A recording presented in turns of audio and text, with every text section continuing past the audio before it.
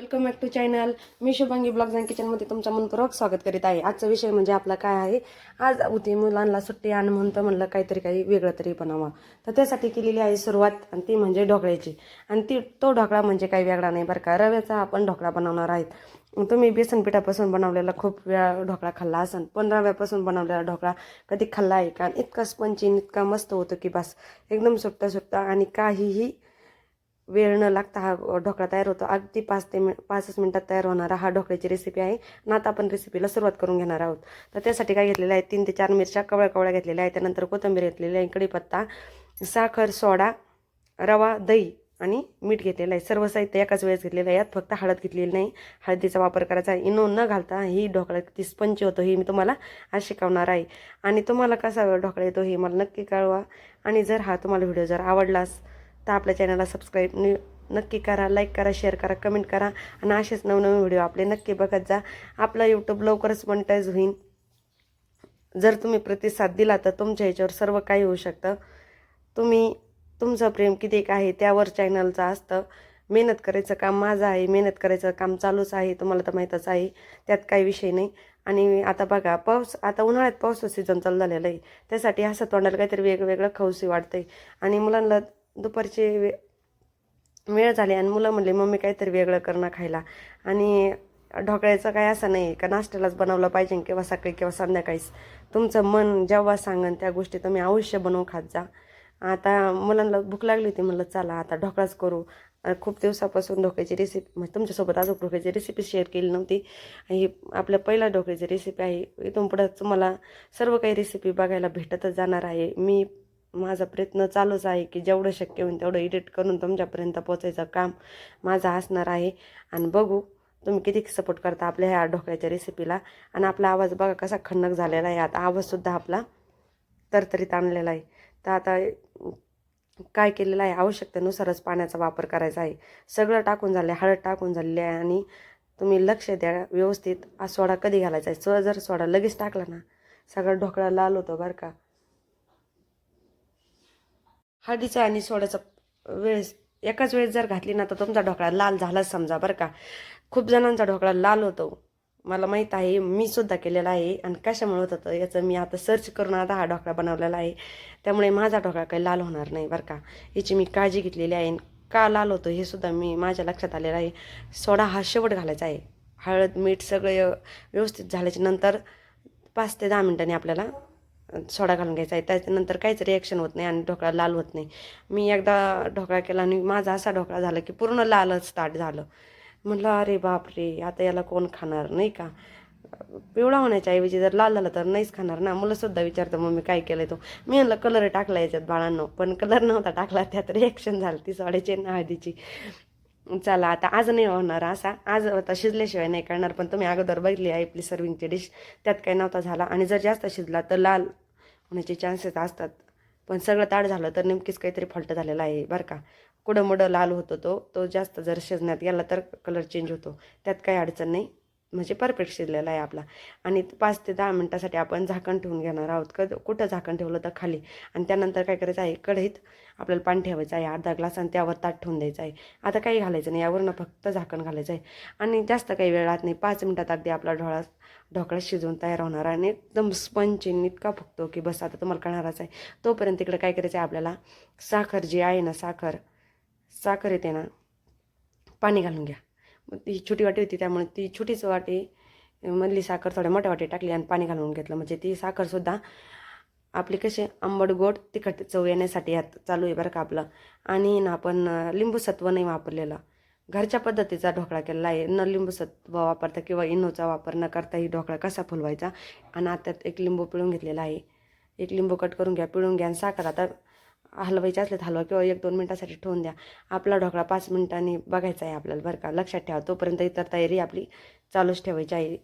आणि असा ढोकळा जर केला ना मुलांना तर इतका आवडतो की बस. छोट्या मुलांना आवडणं फार गरजेचं आहे, कारण मुलं खूप काही गोष्टी खात नाही. आणि आपल्याला मुलांकडे लक्ष द्यायचं आहे जास्त. मुलांना हे नको ते नको, पण अशा जर पदार्थ जर करून घातले ना तर मुलं कुठलीच गोष्ट नाही म्हणतात. बघा आजचा ताट काही लाल झालेला नाही, पण आपला ढोकळा एकदम परफेक्ट शिजल्यामुळे तोच साईडनं थोडासा लाल झालेला आहे, जास्त वेळ ठेवण्यात गेल्यामुळे. पण मग एकदाच चेक केलं तर आपला ढोकळा परफेक्ट शिजलेला होता आणि लाईनसुद्धा पडायला सुरुवात झालेली आहे. म्हणजे एकदम मोकळा सळसळीत आपला ढोकळा तयार झाला आहे. कुठंही चाकोलाची टाकलेला नाही, म्हणजे तो कच्चा राहिलेला नाही, एकदम व्यवस्थित शिजला गेला आहे. आणि जर तुम्हाला हा असा ढोकळा बनवायचा असेल, तीच कढई घेतलेली आहे मी, काही दुसऱ्या कढईचा वापर करणार नाही. पाणी चेक करणार आहे आणि 2 वागड्यात तेल घालून घेणार आहे बरं का. लगेचच काय करायचं आहे, जिरं घालायचं नाही. तुम्हाला आवडत असलं तर घाला, पण जिरं नसतंच. आणि आता काय करायचं आहे, आपल्याला तेल घालायचं आहे. आपलं बाकीचं सर्व साहित्य तयारच करून घेतलेलं आहे. तर कसं वाटली तुम्हाला, मी आता आहे ना तुमच्यासोबत बोलून बोलून मला जरा बोलायची भीती खूप कमी झालेली आहे ना, तर मला रेसिपी शूट करायला काही प्रॉब्लेम, एडिट करायला काही नाही, पण जर आवाज द्यायचा म्हणलं का मला टेन्शनच यायचं. अजूनसुद्धा येतं कधी कधी, कारण चालूमध्ये आठवत नाही बोलणार काय आपण.